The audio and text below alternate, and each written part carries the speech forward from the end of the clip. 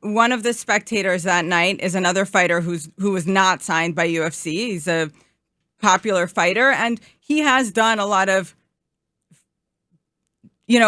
not so nice things on social media to this sort of. He's been trolling. He's been trolling. There is an empire. But he's an active fighter. He is not a fighter. There is an empire of Dagestani fighters. So I don't know if you know much about Dagestan. They are really good at. They're sort of pumping out these fighters, these MMA fighters. I don't know if you actually saw that El Al plane that landed in Dagestan and what they did in the airport. Yes. Okay, but so, interesting country, interesting story, really dominating the fighting game. Saturday night at the Garden was a pretty full Dagestani card. And yes, for years, this other fighter who is not with UFC has sort of been having a social media war with them. Has really taken them on, with the UFC guys. The Dagestani UFC. Right, he notoriously, Khabib jumped out of the cage and Khabib, fought him. And yeah. After the Conor McGregor fight, there was a big thing there. Anyway, he bought a ticket to go to the Garden that night, and both the UFC chairs and the people at the Garden knew that he was attending and knew that there might be a sort of high-risk situation or brawl, so they should have been prepared for it. He went as a spectator and watched, and he was attacked. He was attacked by 20 people, at least, that were part of this team of, trainers, coaches, training partners with those Dagestani fighters. But my guess is that at least one of those 20 he did mess with in the past, or no? He has posted awful things about them. Okay. No doubt about it. But we live in America where there is freedom of speech, whether you agree or disagree with the things he has said. You can't hit him. And right. as I saw the videos coming out on social media, it is quite evident that he was jumped, that this was premeditated. You can see them sort of taking their hats off, putting their phones away, texting each other, let's start now. What did MSG Security do? Actually, on social media afterwards, they all have gone around and said, we knew that if we were going to see him in New York City, he was going to answer to the things that he has done. My question what was MSG Security doing at that point? Honestly, I guess they're saying that they kicked everyone out of the building, so they sort of treated it as a melee, as sort of a big fight.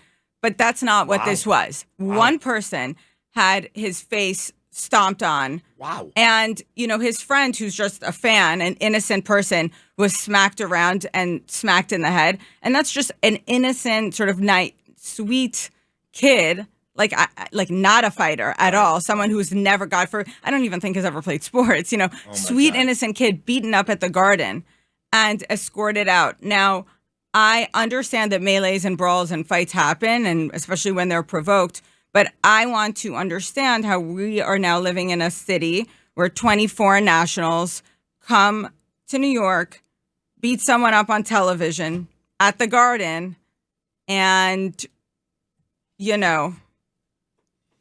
I don't think that the story is being covered, maybe because of the political climate that we're in, or the transition that's coming. I originally thought this story was about Arab guys beating up an American guy. I mean, I don't know. You like to, put category. That's what happened. They are foreign nationals, so they are from Dagestan. It doesn't matter. They're He Arab was an guys. American, a New York City So taxpayer. Arab He guys went as a spectator. beat up an American. Regardless, by the way, I don't condone any of the things that he said online about them or how he's sort of been egging them on, but it does not mean that he deserves that. And by the way, to the organizers of the event, next time someone can actually get killed. These people notoriously have started fights outside of the cage at these events. Yeah. And he can handle it, but someone else might not. Isn't that Dana White? Isn't that Dana White? Yeah, and I think, listen, Dana makes a lot of money with these fighters. They are the ruling sort of class there. They sell the most tickets, especially at international bouts. I guess they're very good. And by the way, all credit to them, the ones especially that don't take it outside of the cage. I'm not making any generalizations here.